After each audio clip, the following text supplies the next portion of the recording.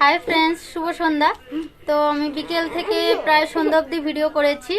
তারপরে সন্ধ্যাবাতি দেওয়ার পরে শাড়ি চেঞ্জ করেছি, ভিডিও হয়ে গেছে পর আর মুখটা মানে ধুয়ে আসেনি, ফ্রেশ করে আসেনি, ওইভাবেই আছি। তো তাড়াহুড়ো করে রান্না বসিয়েছি। আজকে হচ্ছে আমার জায়ের ঘরে রান্না করতে হবে।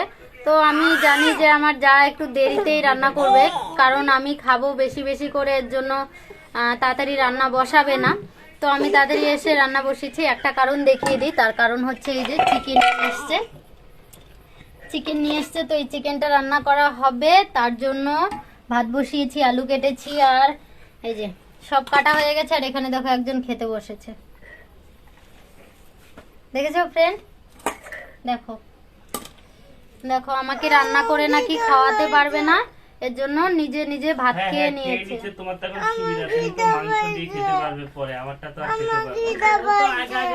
তোমার বউকে কি আমি জানি যে ও আমাকে মাংস খেতে দেবে না, তাই আমি দেখো বাসি সবজি দিয়ে ভাত খাচ্ছি, সকালে সবজি। মানে আমাকে দিয়েই রান্না করাচ্ছে, আবার নাকি ওনার ঘরে এসে আমি ওনাকে খেতে দিব না।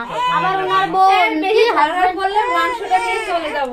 আর এই যে ইনি আজকে পার্টি দিয়েছে, ইনি মাংস এনেছে আমাদেরকে খাওয়াবে বলে, তাও আবার বৌদি রান্না করে দিতে হবে। আবার এখন গরম দেখাচ্ছে, কেঁচা লাগলে নিয়ে যাবে মাংস, নিয়ে যাবে।